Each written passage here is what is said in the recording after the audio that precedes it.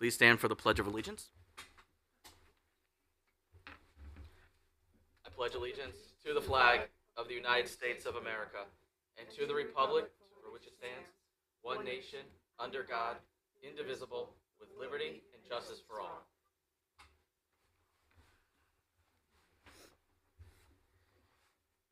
Madam Clerk, when you are ready, please read the roll call. Councilwoman Melly Garthwaite. Melly Garthwaite, Council at Large, present. Councilman Brian Locks. Brian Locks, Council at Large, present. Councilwoman Ann Heffernan is absent. Councilwoman Ruby Melton. Councilwoman Ruby Melton, 2nd District, present. Councilwoman Sarah Akbarali is absent. Councilman Gary Donovan is absent. Councilman Edward McMillan is absent. Councilwoman Dawn Callahan. He's here, 6th District. Good evening. Councilwoman Catherine Tucker is on her way, we believe. Councilman Christopher Vargo. Councilman Christopher Vargo, 8th District, present. Councilwoman Katie Muller. Councilwoman Katie Muller, 9th District, present. Councilman Stephen Johnstone did indicate he would be running a bit late. And Chairman Nicholas Pascal. Chairman Nicholas Pascal, present. Okay. Thank you, Madam Clerk. The time is 6:06, and we are reconvening the Finance Committee, Council as a whole, budget deliberations. First up this evening is the Office of Emergency Management. Mr. Fontano.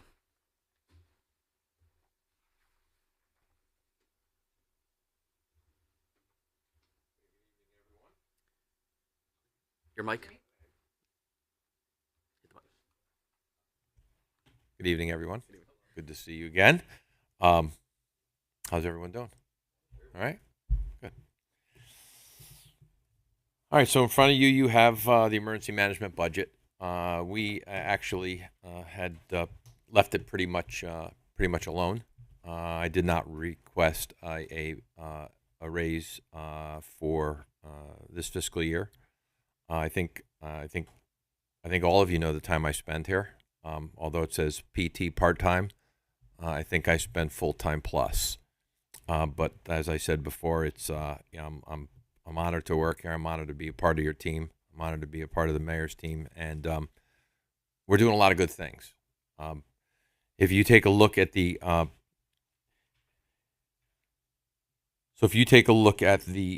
other supplies, the only thing you'll see is an increase of $10,000. And the reason for that is we are doing so many different things. We are like really tackling so many different security changes and upgrades and cameras and equipment. And the mayor thought it would be appropriate to put an additional $10,000 in there. As you know, I'm dealing with an emergency operations center that is antiquated. It is by far was kind of in disastrous shape. We were able to put some new computers in. A lot of the things they bought kind of pre-COVID with some grant funds were old before they put them in. It's not how you run. It's not how you run a center. You run a center with really technology that's today that will last for a period of time. So if you I can tell you this: we put a new ceiling in recently with all new LED lighting. We will be doing some work in the emergency operations center, putting in a new kitchen, redoing some flooring.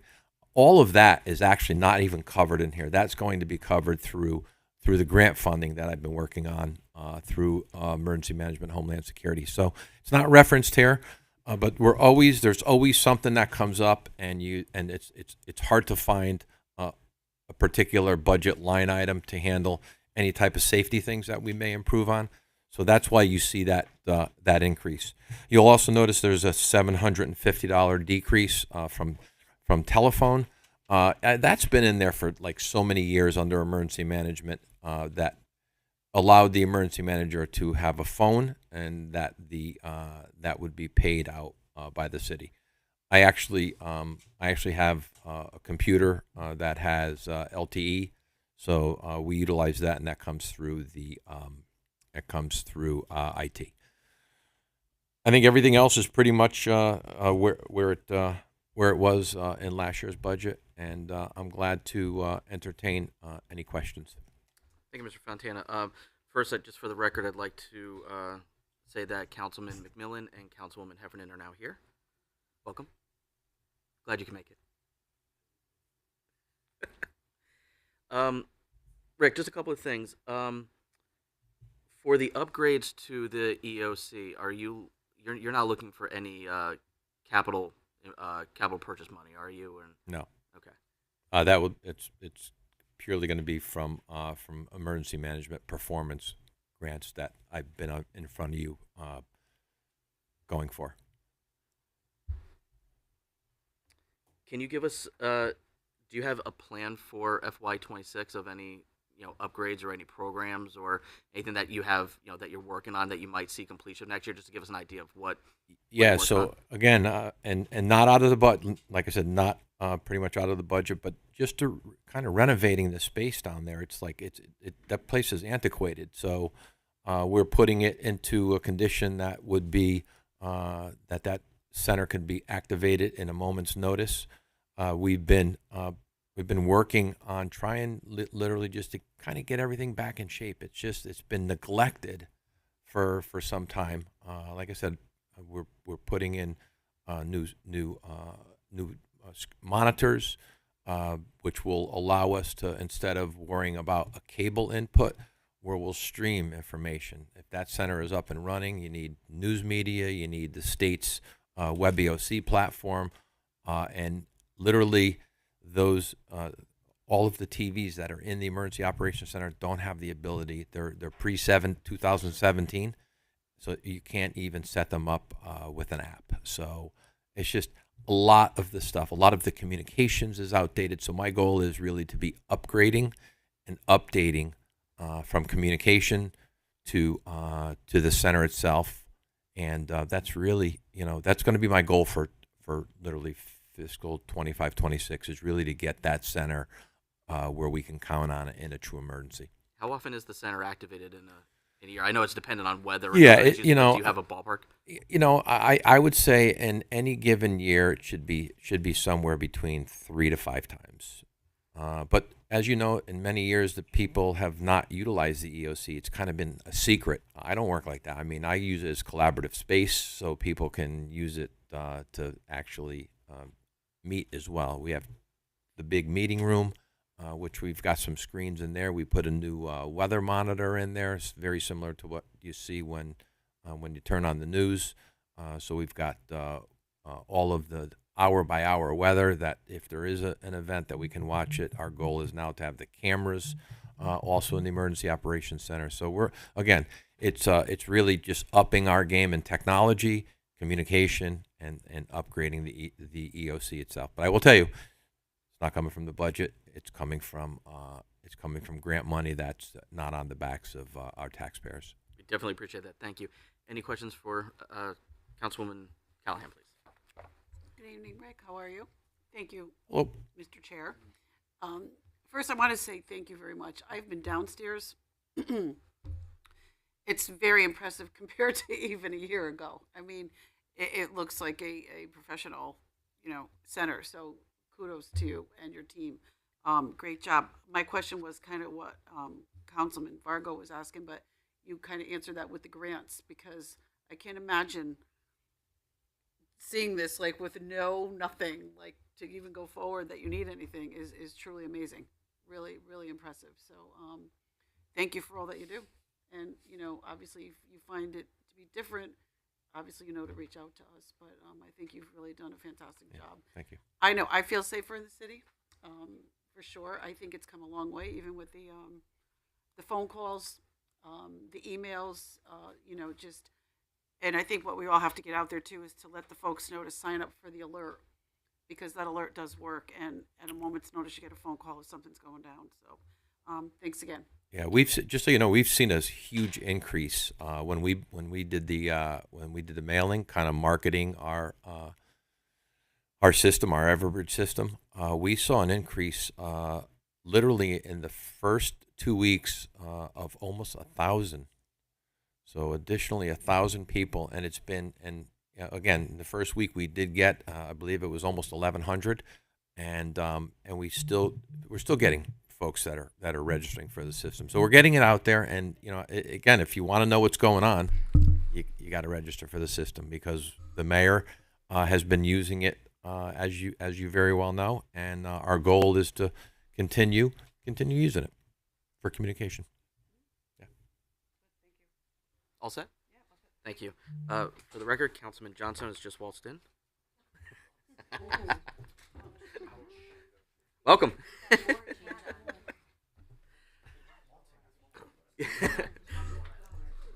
Councilman McMillan?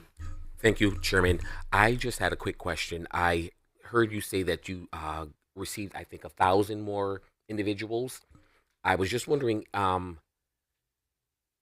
could you give it to us by like district? I'm just curious, like in the 5th district, are people signing up just out of curiosity? I actually don't have it broken down by district. okay. I have it broken down by it's by zip code. Zip code, right? okay. And so we don't have it broken down within the districts, but I can tell you it is citywide. So there has been, again, in the first, I believe it was in the first 11 days, we had just about 1,100.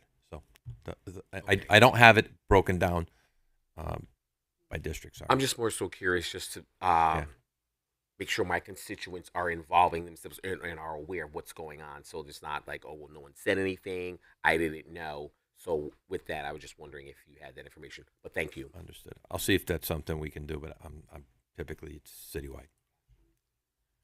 All set? Councilwoman McMillan? Or Melton?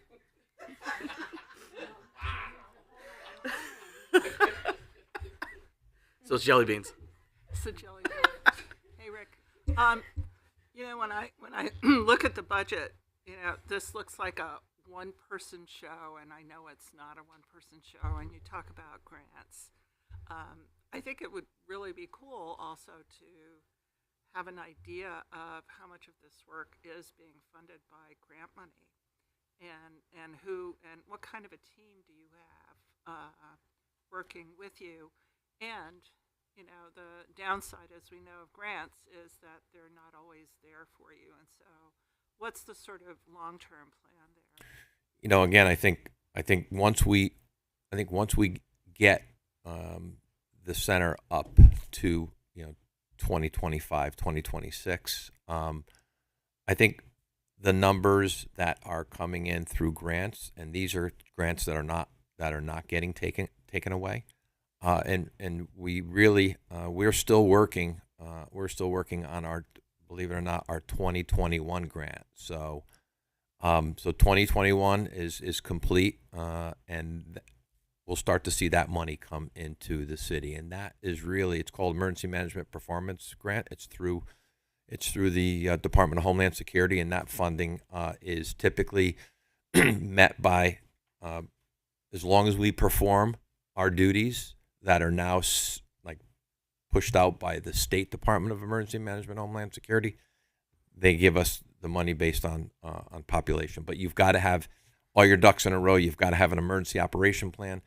They didn't have that for years. I think that's why the funding was kind of was not there. But I think we're in good shape. I expect over the next year and a half that center will be fully operational, ready to go within today's industry standard for emergency operation centers. And what kind of a team do you have? So my team,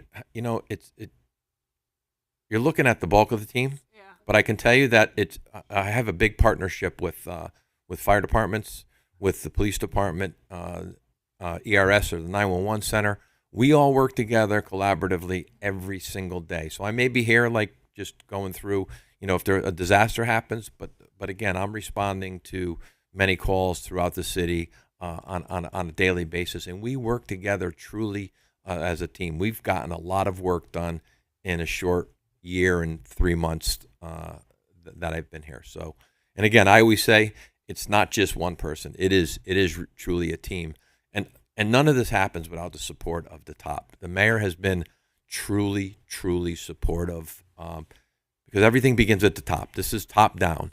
And if anyone says it's not, I'll beg to differ with them. It really starts when it's supported by the mayors. It's good stuff. Great, thank you. You're welcome. Rick, you said that those grants are not subject to the freeze or the clawback issues that we're hearing. Yeah. Okay. Again, I don't. We got some word today of some grants that are getting cut, like in big numbers through FEMA. The emergency management performance grant process is something that actually is the number is about 100 million, throughout the country, and it does support emergency management at the local level, and everything begins locally and ends locally. So I don't see that getting interrupted, and if it did, we'll manage it. Again, once we get this center up to today's standard, we can sit back a bit. But I think the numbers, I think we'll probably invest somewhere between 70 to, I'm going to say 75,000. Okay. On the backs of the federal government, not on our taxpayers. Councilwoman Heffernan? Good evening, Mr. Fontana. Sorry.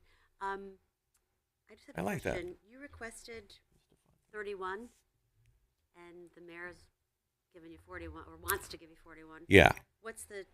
Le- That's yeah. a 32% increase. So just. Yeah, I think what and the reason for that is we have our hands in so many things for public safety and technology, and we're continuing to put cameras up, and we're putting panic buttons here, but we don't have a line item for that. So the mayor said, I'm going to increase that to $10,000 additionally, because if you look at this budget, this is kind of a bare bones budget, but there's things that come up that we have to, we can't go to a department that hasn't budgeted for it. So What were you the 31,000 that you were requesting?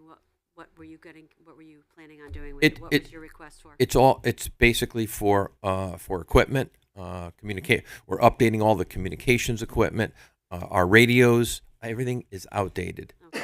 And those are your radios. How many? Not mine. No, your Yes. emergency management. Emergency management. How many radios do you have for your department? We have about 13. Okay. And you have people like within the community. Like I remember that I was part of a group. CERT team, Yeah. or MRC. Yeah. Yeah, and again, these are radios that are part of the emergency management system, not part of the fire department system or part of the police department's radio system. It is emergency management. It's our own frequency. We don't have a base station here. You can't run a city with 55,000 people in a shoreline community with the risk that we have and not be prepared. We're getting there, but we've got a little bit of work to do. I was just wondering what Yeah. what you were planning. If there was a plan for that 10,000, or would you be able to live with the 31,000? I'm just asking people what they can live with. The thing is this: there are equipment things that we haven't even projected yet that come up. Okay. This is more of make sure that we have. This is your umbrella. Yeah, and it is important. Like I said, if we weren't in a space where that isn't totally antiquated and increasing our footprint in, we're doing emergency buttons and cameras and all kinds of equipment in many different places. So No, your That's what cameras it's for. would be separate from all the other cameras. What we talked no, about. we're all together. It's all Okay. on one. It's all on one system. But at some point, there's going to be extra. Extra.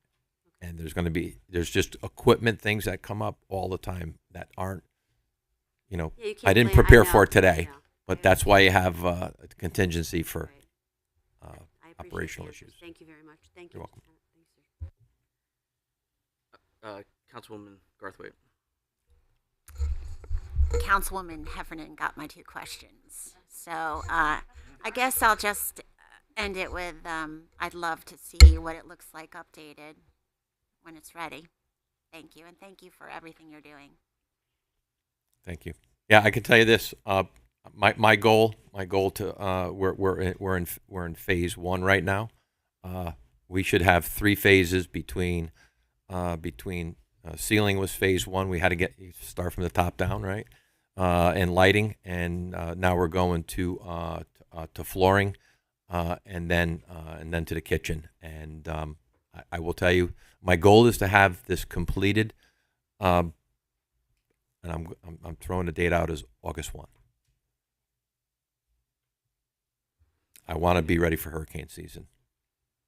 Any other questions? Okay. Mr. Fontana, thank you. Thank you very much.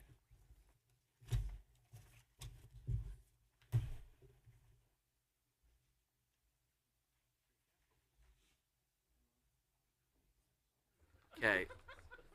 Unfortunately, the library is not noticed until 6:30, so we will be in recess for the next 6 or so minutes.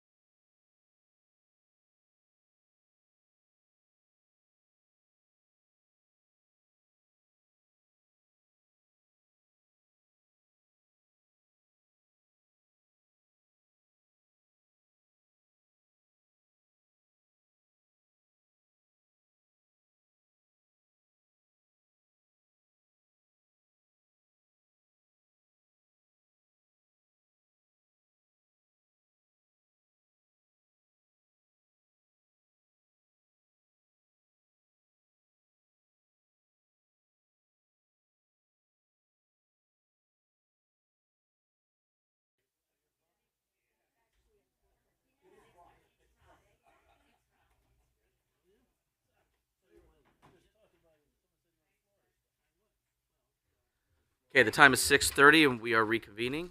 Next up is the library. Ms. Bailey?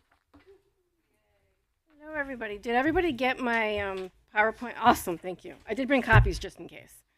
And it's National Library Week, if anybody is not aware of that. So yeah. So again, thank you for having me before you again to talk about our budget. Like I normally do every year, I do have some stats and things just to go over with you of what's been going on at the library. I usually use the same libraries comparisons. They're libraries that are either close in proximity to us, such as Milford. People tend to compare us to Milford, even though we are demographically not the same. So I do put that information in there. In addition to Stratford is a very similar library to us in that they're an association library with similar demographics, though they have a little bit of a higher population. I would say Hamden and Meriden are most closely matched to us as libraries, though they are both municipal libraries, not association libraries. And then East Hartford's another one that's very similar to us demographically. So you can see kind of looking at the different library budgets, we're kind of in the middle there now, which I'm very grateful for, that we're not quite at that bottom level number as we were in the past. Staffing wise, we're actually still one of the lower numbered level, even with having multiple branches, because we are a lean and mean staff that can get a lot done with the people that we have. Our salaries is obviously one of our largest budget items. A library is nothing without the staff that are there. Our medical insurance is part of our budget. For a lot of your municipal libraries, the medical is not a part of their library budget. So even though that number is listed here, say Milford, that number is not included in the operating budget that the Milford director gets for operating their library. So we are actually doing a lot more with less. Our operating expenses, again, as an association library, we're paying for things like garbage removal. We're paying for the snow plowing at the library. Many libraries do not have to pay for those items as well. So those things that are coming out of our operating costs. I was actually just speaking to the director in Ridgefield the other day, and even though she is also an association library, her city actually takes care of her garbage in their plowing at their library as well. And then again, materials. Materials is the basic, that's talking about anything we buy at the library, such as our toilet paper, the paper towels, in addition to the books and DVDs that we have on our shelves. Looking at the numbers, again, I do include how much tax dollars goes towards the library. For every resident, that's $30.64 goes towards operating the library for the year. That is less than 2 books that we have on our shelf. We were very lucky and fortunate to be able to keep our hours status quo last year from having a budget that was the same. That was what I had asked for, so we were very grateful for that. And with that, having those steady hours, you can see that we had an increase in people coming into the library. We had 123,000 visits in the library last year. Those visits, we do have a door counter on the door, so those are accurate numbers of people coming into the library. And again, I do just kind of pull out what our staffing costs are so that you can see that is the lion's share of what our budget is. The library, as you all know, does have an endowment. We've been using the endowment since 2008 for doing all capital expenses at the library. We've had to do a number of HVAC repairs at both locations, and that's come from there. We also have been doing a number of elevator repairs. The elevator at the main library is, I'm going to say it's about 25 years old. We did recently change our maintenance contract. We were using Kone, who would put the elevator in, but their costs went up so much, we did find an alternate company for doing the maintenance for the elevator, and they've actually been, quite frankly, much more responsive and less expensive for doing the repairs that we need to at the library. Any technology upgrades that we do will also come out of the endowment. We did just recently purchase a number of computers for both the patrons and for staff. We had a number of computers that were more than 5 years old, so those computers really did need to be replaced. We also did, we were thankful to get an Arts West grant this past year for doing the mural over at Ora Mason. Anyone has not checked it out, I do encourage you to go over there and take a look at it. It came out great. And again, we've done a couple other things over the years with new stair treads. We've done a lot of painting at the library. All well and told, we've spent just under $800,000 in capital projects at the library through the endowment. That has not come back to City Council or to the city for any of those expenses. Looking at our usage of the library, we've seen an increase going up in computer usage and Wi-Fi usage. Our Wi-Fi usage has gone up dramatically in the last year. I don't foresee that changing. In the past year as well, the Affordable the ACA, the grant that was allowing people to buy internet at a lower cost, that program's been twilighted. So we are seeing more and more people coming in with their devices to use the Wi-Fi at the library, and I don't foresee that changing. I see that number actually going up quite a bit. And then, kind of tangentially to that, our hotspot usage has also gone up quite a bit. We have about 20 hotspots that we loan out to the public. There are always hold lists for those items. Materials borrowed, we have seen, again, the last 5 years, we have seen an increase in that. I think we're finally past the depression number that we saw during the pandemic. We're starting to see that kind of number go back up. We're also seeing an increasing number of people coming in and doing digital checkout. Not coming in, but they're doing digital checkouts with their devices with library materials. That was almost a third of all of our checkouts, which is up 11% from last year. Reference question, we nearly doubled in the last year the number of people coming in asking questions to our staff because they know how to answer those questions. About a quarter of those questions are technology-based. 1 in 5 in West Haven still does not have internet access at home. We have a lot of people coming in who need basic technology needs, and the library is there to support those people with those requests. We've also had a number of programs. I think we've really hit our stride with what programs work in the library. So we have had less programs. We've had more interaction and more people coming to those programs. So that's a good thing. We're finding what people want in the library, and we're providing those programs for everybody. We had 450 adult programs last year and 139 for children and teen. Our magician over at Ora Mason in August had well over 200 attendees. I will also say that the fire department was wonderful that day. They opened up the bays for that. They had kids over there. They were allowing them to kind of spray the hose. It was a really good program, and we'll be doing that again in August this year as well. It's one of the favorite programs of the year. This year, that program is going to be tied with our end of summer read, so I imagine we're going to see even more people coming to that program this coming year as well. I would say the top 4 programs we have at the library, we have 5 different book clubs, and they're all very active. One of them is meeting tonight, discussing Fahrenheit 451, a fairly timely book right now. And then we also have a number of different story times. They're at both library locations. The staff also periodically are going to places like the community house, child development center, and doing story times and talking about the library at those places as well. Like I said, we do a lot of technology help at the library. That's nearly every single day in our reference room. And we've been doing a lot of craft programs. Over the pandemic, we noticed there was a lot of people we had crafts that people could take home and do it at their leisure, and then we started doing some of those programs at the library as well. We now have hold lists for almost every single time we have one of those programs. We're doing those generally at least once a month, and they do very well. So all told, we had more than 4,000 people come through the library for doing different programs at the library this past year.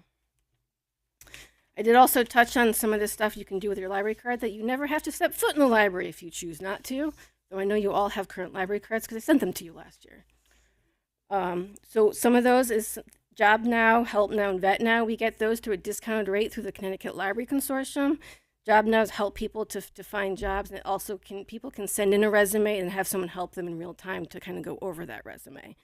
Homework Help Now is very similar to that in that kids can send in homework and kind of get some help with tutors through the program. That program on a monthly basis is used quite frequently on a regular basis.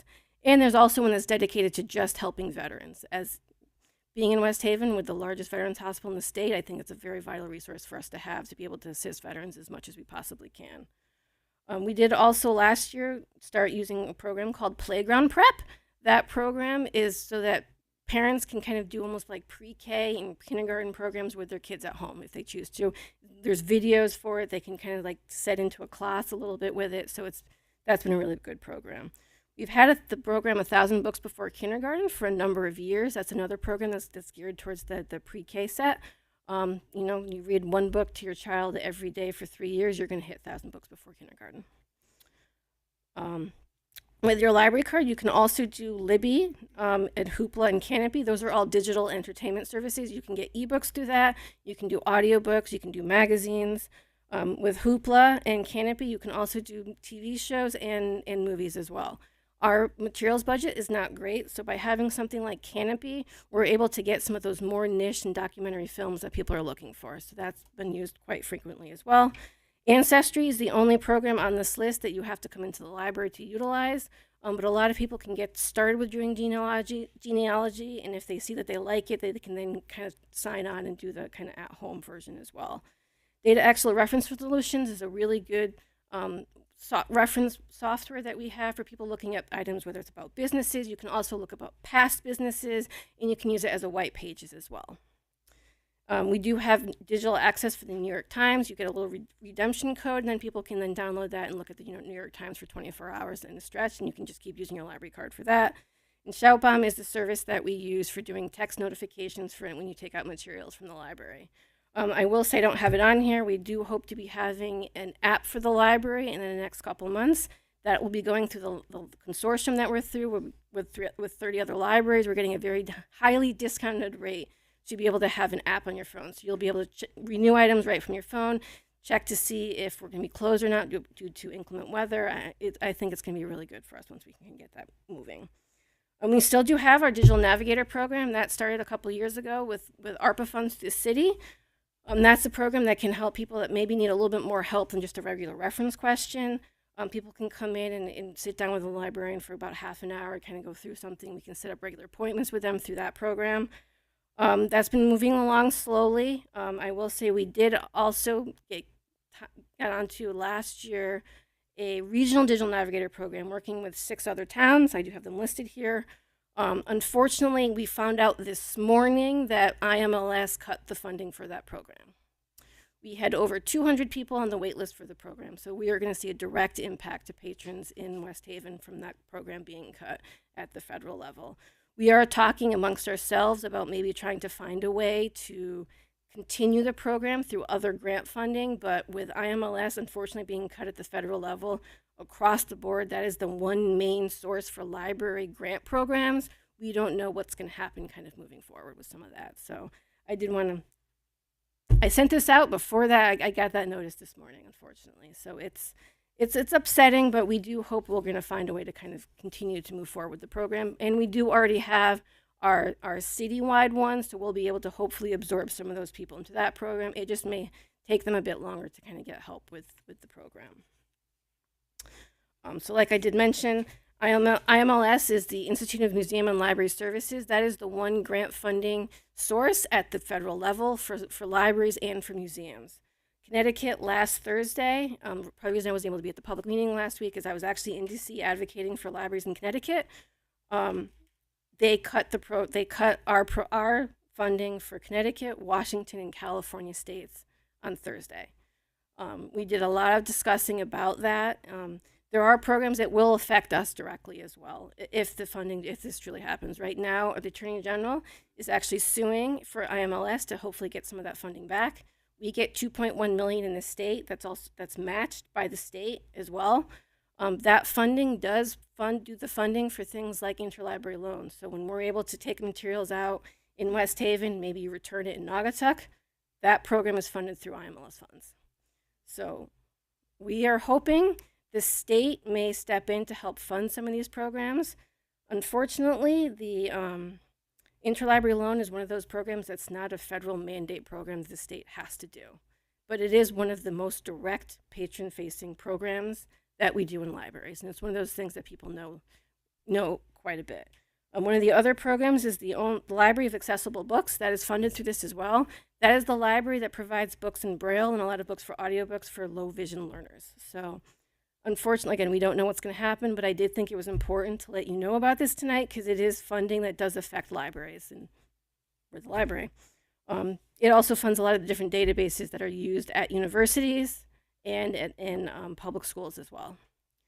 So right now, the state, they're not quite sure what's going to happen. I believe the state librarian is going to be putting out a statement tomorrow and how some of these cuts are going to affect us, but we don't know yet. Every day it's a new thing we're finding out about different cuts for libraries. In addition to that, well, we're lucky in West Haven that we have been talking about bringing in another branch again, which has also been great to do. I think it's everyone's worst kept secret that we're looking at a building to purchase for the library project. That is still moving forward. We are really we did pause the capital campaign while we were looking at that building. Hopefully that will also, some of this will all fall into place in the next coming weeks, and we'll have more information about that. And with that, I will stop for questions. That's my quick synopsis. Thank you. Sorry. I tend to talk fast when I just want to get it done. Colleen, regarding Allentown, what is, assuming everything goes well, do you have a timeline in place and how or if that will impact your 2026 budget? I did get the budget I gave to the mayor did include the final quarter. Did or did not? It did. Did. So that was cut from the budget that she put forward. The best case scenario, we were looking at probably opening like I think I put from March to June for fun, assuming we're going to need to bring staff on before we fully open to the public. I would like to see the library open by like July of next year. That's probably a little Pollyanna. It's probably looking more like the fall, but it could potentially affect our budget. So July of 2026, of 27? I was looking at 26, the potential fall of 26. So like a year from, we'll say November, which would be, that'd be 26, correct? No. Well, yeah, you're looking at Yes. 26. Okay. So this budget goes from July 1 of 25 to June 30 of 26. So there's no impact if you But open I up in think at this 2026. point, we're looking at next year. Next I year do budget. think that's probably more where we're looking. When we put the budget in, it was looking like it would be a little bit earlier than that, which is why I did put in that number, assuming that. But I think because there's a remediation grant that has to be done, we also need to apply for CIF funds again. We will need to, it probably will get pushed out. So I do not think it's going to affect the 26 budget. And when I talked to the mayor, at that point, I did say I do think we're looking at the following year. And are you looking at trying to project what the carrying costs and operational costs of the branch is going to be and what impact that's? Yeah, we're looking at all that as well because we do need to be looking at staffing, need to look at getting furniture. A lot of that stuff will hopefully, the operating cost is what we'll need from the city, where we're looking at grants and things for doing a lot of the different like outfitting out the library. Is that at risk now because of everything that's going on? It's potentially it's potential that I think people always ask us about getting more grants. Library grants mainly come from the IMLS. So you're going to see a lot less grants for programming. You're not going to see any grants for purchasing books. You're not going to see grants for doing any kind of staff development. A lot of that stuff could potentially go away. I mean, we do within, like our conferences that we do every year, those are all volunteer based. We all volunteer to do programs to kind of help educate each other. So that stuff's not going to go away. But a lot, like last year, our bookmobile got a grant for 2,000 books for the children's library on the bookmobile. Stuff like that, you're not going to see nearly as much funding from that unless it's private funders that are doing those programs.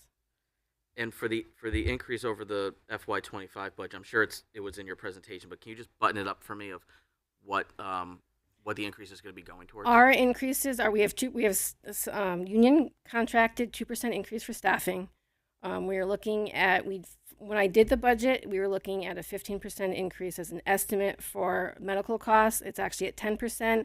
We also have a medical retiree supplement that we do pay for our 9 people that are on medical that have retired. That's gone up dramatically, so that's largely where a lot of those have come up. We're seeing an increase in people coming to the library. We're having a lot more people come into the library and use our facilities. Our supply line item has gone through the roof, so we need to also be looking at increasing that. And I'm not talking books either. I'm talking like toilet paper and paper towels, like basic necessities. And we're already buying that stuff at steep discounts through the Connecticut Library Consortium. We buy nothing that's not at a discount already. And because you're an independent association, I assume that there's really no opportunity to partner up with the city more so than you already are.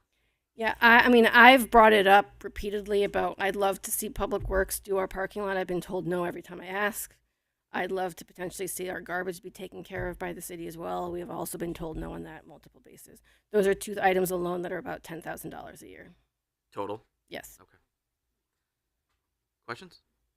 Councilman Locks? Or Councilwoman Ann was first? Councilwoman Heffernan. Thank you, Council How are you Hello. tonight? I'm doing all right. Good. So the budget you received in 2024 was 1,625,000. 685. That was a typo. Oh, 685. I'm sorry. Okay, well, so that's about what you had from 2013. Yes. So you figure staffing wise, in 2013, we were probably paying our lowest level staff under $10 an hour. Our staff now we were at almost minimum wage. Now minimum wage is also much higher. So we've had to move our salaries up. We were still one of the lowest paid libraries in the state. We're getting better. We're still not great, but we're kind of moving up there. But I mean, costs for staffing, again, we have one of the best staffs in the state. I will firmly believe that in what our librarians do. And they get paid what they should be.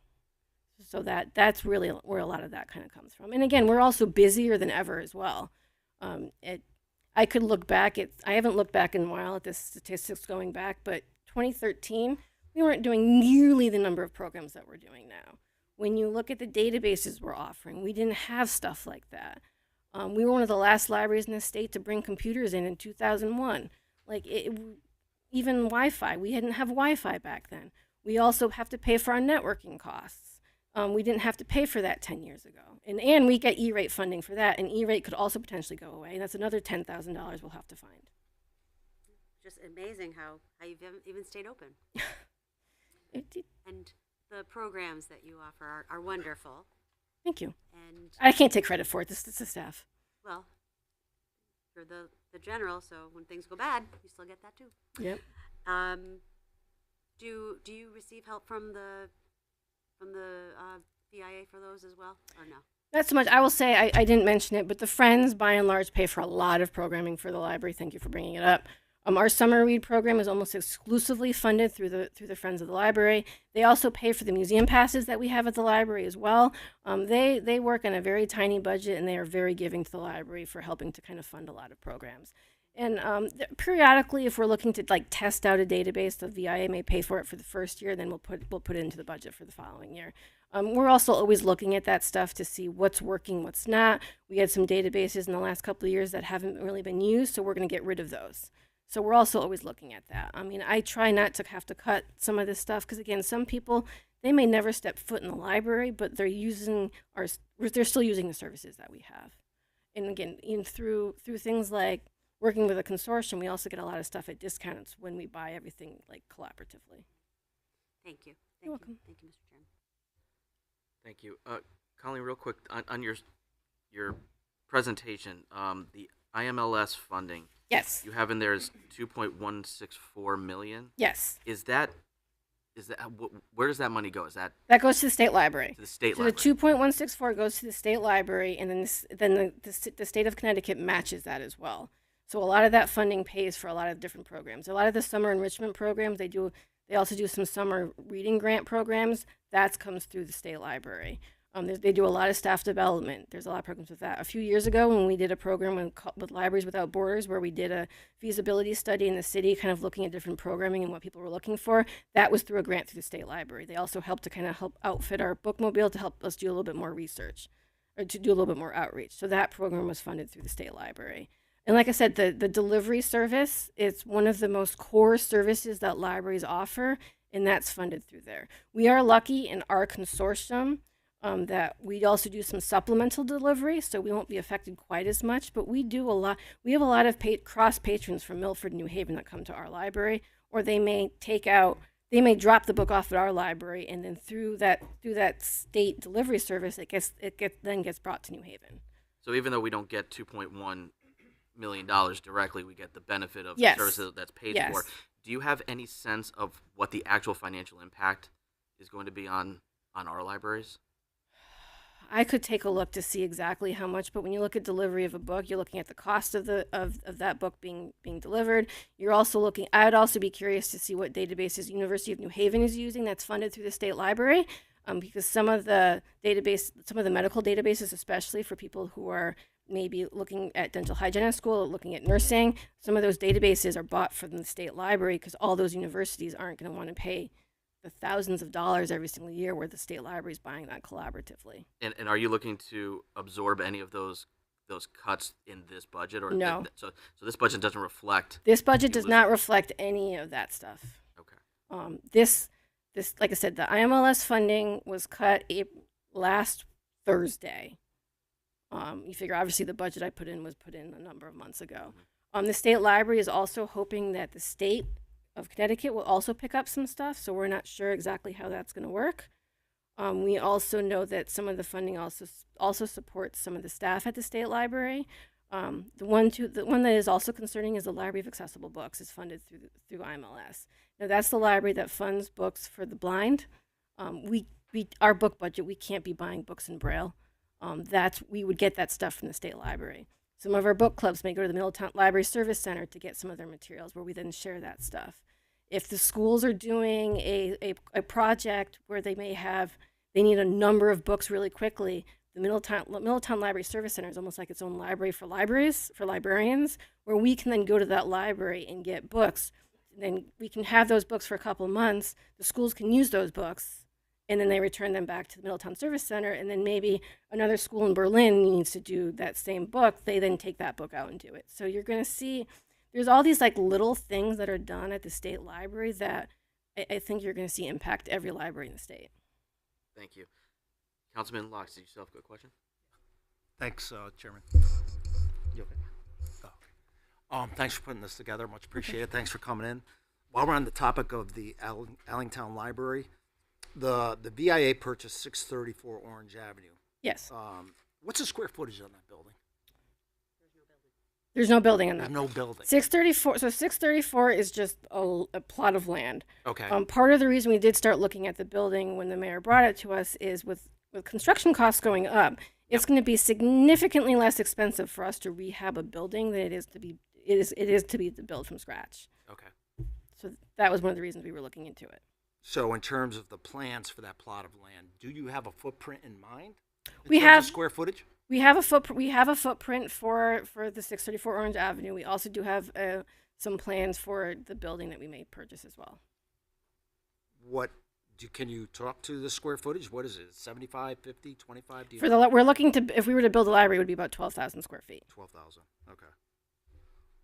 The only reason I ask is I'm just trying to quantify it. City of Manchester is building a 75,000 foot library. Yeah, they're also one location. Exactly. Manchester has had that building project going on for the better part of 20 years. Yep. If you've ever been in that library, Yep. it needs to be updated.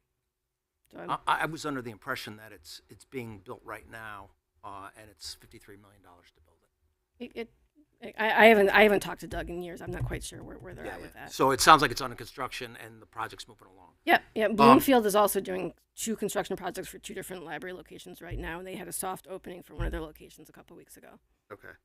The state grant was approved in November 2021. What was the value of that grant? $1 million. Sorry.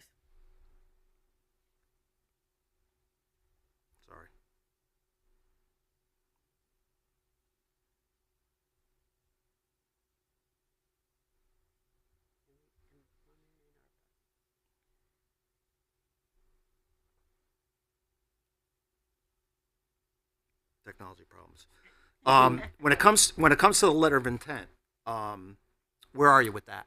Letter of intent has been signed.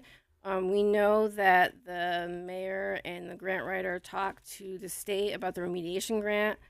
I haven't gotten word yet on where that is. Once we know that that can move forward, we will then move on to the next steps. There's a lot of, we're in the waiting game right now. I think once that happens, we'll see a lot of things move very quickly. Okay. Back to the 634 Orange Avenue. Where exactly is that? Corner of Smyrna and Okay. Post Road. Okay. Yeah. I just want to make sure. Yep. It's that chunk of land Yep. there. When I have a library that's fully operational, then we'll sell that. And by the way, you have a big leaf problem there. Just letting you know. Good to know. I offered to take care of it, but I'm not going to do that. Back to the library endowment.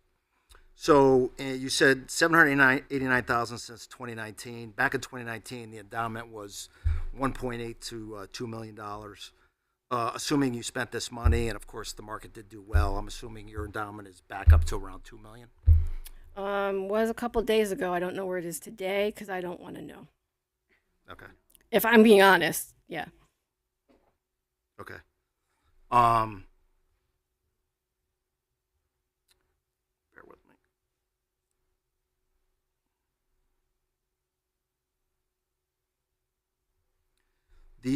The line item, and maybe this is a question for Mike Gormany. When it comes to that library line item with the $2 million or whatever, those are your operating expenses. Yes. What are our chances of seeing a breakout of the operating expenses by site? I mean, I can provide that for you. I mean, I will say, Ora Mason does not cost. Again, I have to look at it, but it's not that much. It really isn't. Okay. It's- When can we have that detail? Is this I can get it something- to you by next week. Okay. Possible to get it by close of business tomorrow? I can see what I can do. Okay. I did have some other questions. Hold on one second. Lost my place. That's it for now. Thank you. Thank you. Councilwoman Garthwaite? Hi, Colleen. Hello. Hi. So I'm looking at your chart here: salaries, medical insurance, operating expenses, materials. Salaries, $1,095,821. Yep. I guess because it's not really broken out in the mayor's budget, it's your own piece of literature here. I'm curious, your regular wages in 23, 24. So I will say, we have not had the turnover we've had in the last. This is now my 10th time coming before City Council. In the last 2 years, we have not had nearly the amount of turnover that we've had in years past, which is a good thing. But that also makes these numbers look, much higher. But in 23, in 21, we had, I think, 3 full-timers also retire. So it's, we didn't build back up right away because we weren't open our normal 57 hours. So I'm not gonna hire staff and we're not open as many hours. So now we're kind of getting back up there. Salaries have also gone up, but again, we used to have, in a given year, we'd go through half of our part-timers would leave and get other jobs. That hasn't happened. We've had pretty stable staff for the last 2 years now. Okay, but my point is that it seems like the salaries have really dropped. Am I correct? I mean, we're down by like 800,000. Is that what I'm seeing? 24 was almost $1 million, and then 23 was 916. Okay, I guess I'm looking at at last year's book on page. Well, you don't have it, but it's page 97, and it shows regular wages at $1,833,089. So that, I believe the budget was changed this year to finally say operations for the library and not just mean regular wages. Okay, So it's because got- because when it was always deceiving on the Yes. budgets that you guys get that it says regular wages. Right. And even though it said regular wages, that line encompassed everything. That was our utilities. That was Right. it was materials. It was everything. Okay, so I guess from now on, if we could get that broken out. Yeah, and I for did councils in the future, that would be really, I really did helpful. like I do every year. I send out my breakdown of what the budget was Yeah. that I was giving. I'm assuming you guys didn't get that again. No, we've got. I mean, Okay. I've got your presentation. I Okay. just Because Yes, I also did send in see the it break. in the I book. did also send the breakdown of where I everything didn't goes. get that. Did anybody else get But- that? No, we didn't get that. Okay, I'll send that tomorrow too. Thank you. I appreciate it. And I really want to say I enjoy the library. I use the ebook feature, and we use the library all the time. And, my stepson's in there, and I just think you guys do a great job, especially with all the programs for the kids. Oh, And thank you. I commend you. So thank you. Thank you. Thank you for saying that. With respect to the salaries, you said that some of your employees are in the union. Everyone but myself and the assistant director. Which union is that? AFSCME. I'm sorry? They're an AFSCME. Okay. Councilwoman Callahan? Thank you, Chairman. Hi. Hello. Nice to see you. You too. Thank you for a great presentation. You're welcome. Really is amazing what you guys do. How many are on your staff? We have 29 staff. You do. Is that at capacity? You're at We are actually down currently one staff member. Oh, okay. We had somebody who recently retired. All right. So you're operational, and it's about because I never knew how many people were the staff, and then out from the budget though, as far as the programs go, where does everybody find out about these programs on your? We do it through our website. We do it through social media. We will put stuff in the Voice periodically. We also have flyers out at all of the different desks because not everybody has internet access or social media. There's also a weekly newsletter that goes out. We have about 10,000 subscribers the last time I looked to that newsletter as well. So we try to ferret stuff out as much as possible. Great. So people can sign up for the newsletter on Yep. your site. Yeah. So if you go to our website, there's also a link to kind of log in to get that. And then every week we send one out. I believe it goes out Sunday night that has all the different programs for the week Right. at the libraries. And then obviously, us, 5th, 6th district, we miss our library. I want to tremendously. see that library back as soon as possible. So we commend you all for working so hard to get that back in motion for us. And I know it's been a struggle, so we do appreciate it. Thank you. All set. Thank you. Councilwoman Melton. Thank you. Hi, Colleen. Hello. I just want to start first by saying I'm a huge fan of your library. I'm a huge fan of libraries in general, and I'm really distressed by what is going on right now and with the struggle with programs being cut. And there was whenever you see how when they rate the desirability Mm-hmm. of living in a particular community, very often one of the highest priorities for, well, obviously the educational system, but having a really good library system is one of the highest items on one of the priorities for people who pick communities to live in. And I think it's just kind of heartrending to see what's going on. But I've been a huge fan of the library for many, many years. So here's a question. You seem to be a whiz at sort of figuring out where there's money through grant programs, through collaborations with different systems, the state, this, that, and the other. So you've got a lot of potential revenue streams that you work with. What kind of, first of all, I'd like to know with your endowment, I was really interested to know that you have an endowment. How do you build on that endowment? Who manages that endowment for the library? The library board and handles the endowment. I believe everything is through Morgan Stanley.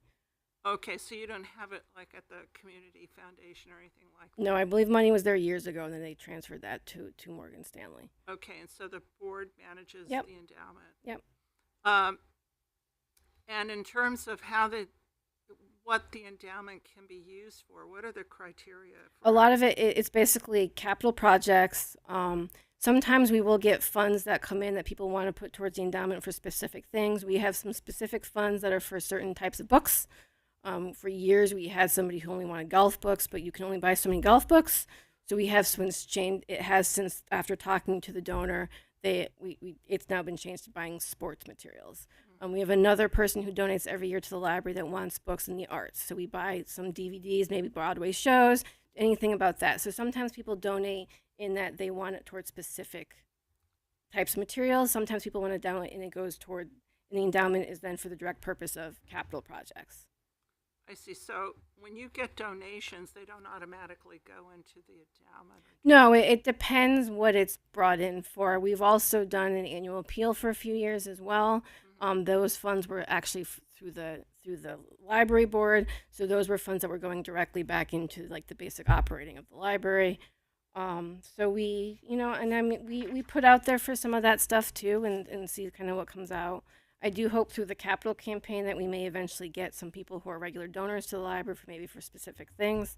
But a lot of what most of it is for the capital projects. And the capital campaign is for capital projects. It's not, and that will also go into the endowment. Yeah, so the capital campaign is a lot of that is going to go towards the building of Allentown. Okay. So that's really what we're focusing on as far as that goes. But some of it may also go towards, maybe we do a fundraiser one night that's for the furniture in the children's room.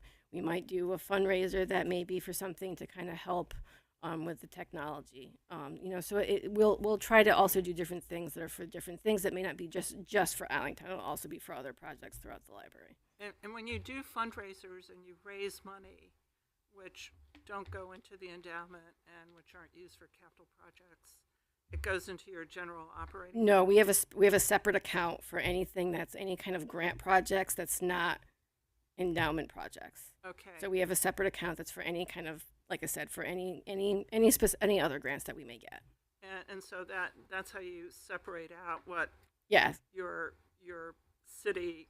Yeah. So like when you look at operating costs. so when you look at our budget, none of the things that the Friends are funding are in that. Okay. Because the funds that the Friends give us goes into the special account, and then we pay for any of that stuff directly from that And account. they're designated. For Yes. certain things. Yes. Okay. Okay, great. Thank you. And, if there, I encourage fundraising because I've done that in my life, and I think that's probably going to be one of the avenues for raising some of the revenue that you're losing. Yeah. I think again, a lot of stuff is still new right now. We're still not quite sure where everything's gonna fall. So I think we have to wait also to see what happens at the state library level for then one start to make determinations from there. But I know the consortia that we're in, we're already talking about stuff and how we're going to look at things. I had a meeting this afternoon to talk about the Regional Digital Navigator program and how we may try to, again, continue that program. But right now, everything had to be paused, especially for that program in particular. Wow. Keep going. Thank you. You're welcome. Thank you. Any other questions? Councilman McMillan? I don't necessarily have a question. Just I want to echo Councilwoman Callahan's sentiment. I'm excited about the library coming. Keep doing your good work. That's it. Thank you. Councilman Locks? Thanks, I found my place. So I just have a couple more questions. In terms of that budget broken out by site, I unfortunately I lost my page before, but when it comes to 1,600, looks like 1060 operations, can we get this broken out by fixed and variable costs so we understand where that money's going in terms of operations? That would, yeah. I can give you the breakdown. Like I said, I sent the breakdown of our budget when I sent in my budget. I do it every year. Oh, I'm sorry. I sent it to the finance office. I had the breakdown that has everything that we do. Yeah. It Does anybody else see it in here? I break it. I don't think it goes. It must not go into the packet that you all get, but Okay. I do send that in every year. Okay. Okay, great, thank you. So is it But, yeah, it breaks it down by library supplies, by books, by yeah, sure. staffing. Does it break it out by Ora Mason and We don't. The Okay. the full budget doesn't. No, I can run separate reports for that. You can? Yes. So you can provide it by site? All right, thank you. I just want to make sure. Sorry, I may have flaked out there. In terms of self-funding, I'm assuming that you guys you bought the land, you're going to build the building, you're going to do all that, you're going to raise the money through grants, capital, what have you. So in terms of, and I think Chris, you already asked this question, what are the expectations in terms of operations for this building going forward? Do you have any feel for that whatsoever? Not yet. I think we're going to be looking at staffing it similarly to how Ora Mason staffed. We're purposely looking at designing it in such a way so that I can staff it that way. We are also going to be looking at the same operational costs that we do with Ora Mason. It's going to be the utilities for the building. It's going to be the library supplies to run that building. It's going to be the materials to put in that building. I will say that we did save everything. We saved all of the books and DVDs and audiobooks that were in Pantino. We've also then gone through and weeded that collection, but we will need to add to that collection. Right now, currently, my staff are already automatically going through when we get donations. And if we see something that's a gap in that Pantino collection, they're putting it into the collection from the donations we get. So we don't have as many gaps with that collection. So we're already trying to kind of prepare for that kind of going forward. So we won't be looking at a large gap in our collection of materials for when we do open that library. Okay. And I may have missed this, sorry, I apologize again. The 9.2% is increases related to what? It's staffing, Yep. it's medical cost increase, and it's library supplies. Gotcha. So there's no opportunity to leverage spend anywhere else to No, reduce we're already yeah. well, I'll say we live paycheck to paycheck. Yep. Pretty much, my assistant director calls on the 1st to say, Yep. hey, where's our check? Yep. We then hopefully get it in time for doing payroll, and it's a fingers crossed every single month. Sure. Okay. Thank you. Thank you for that. Yep. Thank you. I'm concerned because I didn't come into this meeting thinking that we were going to be presented with a financial catastrophe that you're now facing that, and I'm sure that you didn't count on that either. No. So I'm concerned for you. One of my biggest concerns is that we have a branch that's in the works that's not in the budget. It's not being budgeted for. And what I unfortunately have not heard yet is how that's going to work out a year from now. And I know that these are numbers that you're all running and that Yes. you are all concerned about. But I tend to not only think about what are we doing today, but how is it going to impact tomorrow. And I'm concerned that you have a $2 million budget. For next year, are you going to be coming to the city for a lot more because you just don't have the other financing avenue? Yeah, I understand why the mayor cut from my budget the projection for Allentown, but it is a concern. That's why I did put it in there. I specifically put in looking at least that last quarter to kind of start getting to that point for Allentown. Because, again, we're looking to do, which everyone in the city of West Haven deserves, a state-of-the-art library that people can utilize.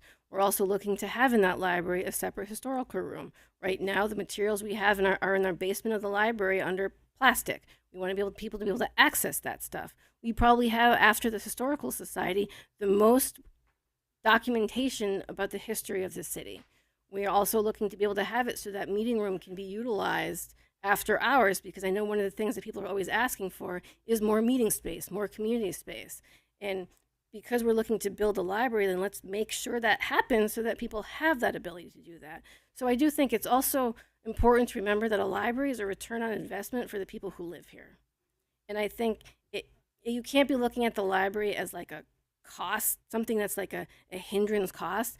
People want to utilize their library. They want to come into the library. I mean, you look at our numbers. We see more people in the city than any other department. We know more people in the city than probably most I would argue than some of the other departments. Not everybody has kids in the school system, but everybody can use the library. Right. I know that you're probably working with the state, the treasurer's office. I know you have a fantastic state representative That helps, yeah. with you. So I hope that you're all able to work hard and get something there. Yeah, it's this person's sitting next to you. But I just gotta say that I'm very sympathetic to what's going on. But we also have to keep in mind that the taxpayers can't shoulder doubling what's going what you need either. Have you spoken with? I know you've spoken to administrations in the past. Have you spoken with this administration about other partnership opportunities? I understand that you're your own quasi. I have talked in the past about, like I said, there are some of the more maintenance repair costs that we do that we could technically share with the city, and I've been told no every year. I'm always told no. I've tried. I'm told no. Okay. I can only ask so many times. Okay. Anybody else? Councilwoman Heffernan? Colleen, are you having any upcoming fundraisers? We are having the Friends of the Library book sale that will be at the end of the month. I forget the date now. The dates are all starting to run together. 26th. There we go. So that will be in the parking lot from 10 to 2. Anything else? Chairman Pascal. Thank you. Hi, Colleen. How are you? Good, how are you? So this council is usually very big on donations. We talk about it pretty much every meeting. Somebody needs a donation. But as far as non-monetary donations in this trying time, is there anything that in this medium you'd like to get out there that people can donate to the library? Non-monetary. That's a really good question, and I wish I had a direct answer to say what people. I mean, honestly, people even need to call at the federal level to say to support libraries, because right now one thing we need is everyone to hear that people want to see the library supported, and getting people out there to kind of talk to the legislators that IMLS funding is important and vital in their cities is something that everyone can kind of do, and it's something that we also I'm sure if any of you've watched the news recently, there are book challenges happening across the state. So it's just important that if and when anything that may happen at the library, that people come out to support the library. Okay. And we encourage you to send us maybe some updates or some things you want us to get out into the community, Okay. because we do have a portion of that in our meeting. And I think we'd all be advocates of, reading that into the record at the end to let the people know that watch these council meetings, what's going on at the library to help you out and to help the city out. You can absolutely do that. And once we get started again with the capital campaign as well, I'll make sure to let everybody be aware of that and what we may be doing for that to kind of help garner support for the library. Thank you. Thank you, Chairman. Thank you, Chairman. Councilman Johnstone. Thank you, Chairman. Colleen, so I'm looking at your program numbers. 589 programs, 450 adults to 139 children/teen. What do we, and then the top floor programs too. Does anybody pay for any of those? Is there any revenue? No, state law, you cannot. You can't. Okay, that's where I was going. You cannot charge for programs. So a lot of the crafty programs that the staff do, we may buy some stuff for that, and then they utilize it 3 months for 3 different months during those programs. The Friends of the Library buy a lot of the different supplies for those programs. We also do have cutoffs, so we can't have 50 people showing up for a program that may cost us $5 for buying the materials. So we have wait lists for those programs, so that if somebody says they can't come to that program, we able to bring somebody in. I will say almost all of our craft programs, we get to the point where we have a wait list for those at this point. Okay, so then that leads me to my next question. When you talked about people looking for space, are you allowed to charge to rent that space, or does that fall under the same statute? So when you look at community rooms, we do not charge for nonprofits to use the space. But if a condo association wants to use the space, we're charging them to use our meeting rooms. We also, every once in a while, we have somebody who wants to do a baby shower at the library on a Saturday, so we will charge them for using the space for that. But if the community house wants to do a room in the library, we're not charging them for that. The Board of Ed does program at Ora Mason on a regular basis. We don't charge them for that.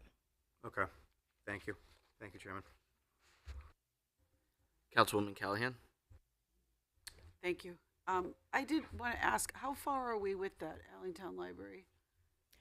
Well, are you at liberty to talk about that yet? We can't talk about it fully. Like I said, we have a letter of intent for a purchase of a building. I also have plans ready to go. We also have some renderings for that space. Once the deed is signed and in my hand, we will then be broadcasting it widely. How close are you to that? I'm hoping that's going to be in the next month. Oh. I hope, but things are taking longer like they always do. Right. Well, at least it's a step forward. Yeah. So, all right, that's good news. Thank you. Thank you. Any other questions? Going once, twice? Colleen, thank you.